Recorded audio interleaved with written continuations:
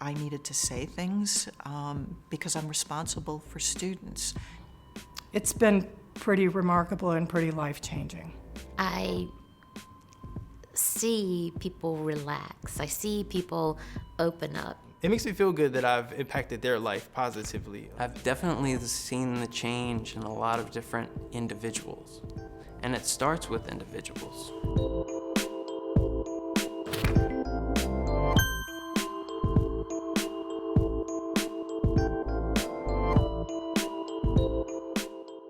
If I'm walking down the hallway with a four-legged friend or with a white cane, it lets everybody know. I am blind. I have no sight at all. Sometimes you feel very apart from the world. I had a million questions when I lost my sight, and I figure other people have a lot of questions too. Sometimes people who've never had experience being around people with disabilities are afraid they're going to say something that will hurt somebody's feelings or be offensive. I have a couple of classes that I do on disability etiquette, and I think they've been successful because I think it breaks down barriers and it makes a world full of connections. The changes come with education. That's what I experience, is seeing the positive changes here.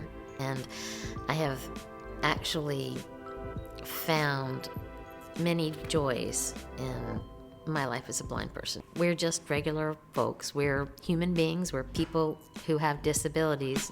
I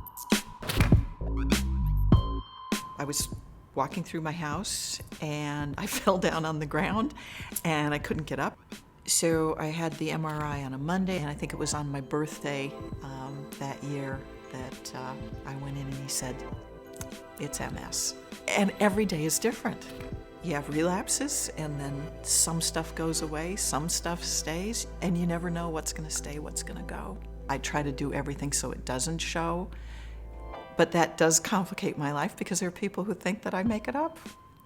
Most people are very sympathetic. Most people don't know anything about MS, so I explain to them what my MS is like. I want to make sure that it doesn't negatively impact whatever group of students that I'm working with, my colleagues. They need to know that I live in chaos and that my chaos may impact them. So let's take a look at what we can have in place so that if my chaos does erupt, that it can be dealt with and everything else can keep moving. That doesn't mean that I'm no longer a good professor and able to do this. The people who have dealt with me up front and very honestly, it's been great. My spinal cord injury is at the thoracic vertebrae number 6. I have no sensory feeling below that vertebrae. People are scared to engage people with disabilities. I'm comfortable with who I am. I'm comfortable telling people how I got where I am. If you don't take an antagonistic stand, you find that people want to help. The administration, for the most part, is very sensitive to those issues once they're brought up.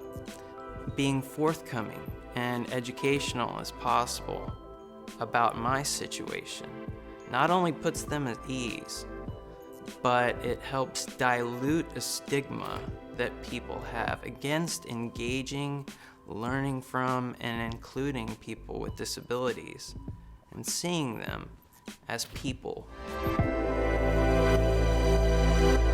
So I have attention deficit hyperactivity disorder, which means I get distracted easily. And then I have shoulder impingements and the back injury, which I have to be very careful of or it will get worse. I disclosed because I had to. In order to be able to do the work that I do, I couldn't do it without accommodations. I did think hard about it because it puts you in a minority in that category.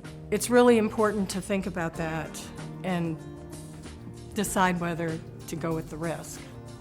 When I talk about it, I try to keep it fairly casual because it normalizes it a little bit more. It's just kind of, oh, okay, that's how it works.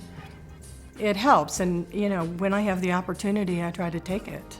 I just can't tell you how thrilled I am with how my boss has responded to this. I work from home 2 days a week. I have my little office set up at home. It's perfect. I have everything just the way I need. When I am at home, I can hyper-focus. I knew I'd do a little bit better. I didn't know I'd double my productivity. And those kinds of accommodations, I can't tell you how much they mean. I remember quite vividly when I first was diagnosed, that feeling that I had of like being alone and not really knowing what was going on. I have only 4% of my visual field left, so which is really nothing. A lot of students know me, so a lot of students are very helpful, opening doors or pointing me in the right direction if I get lost. What I have is retinitis pigmentosa. My conditions are totally different than the next person's visual impairment.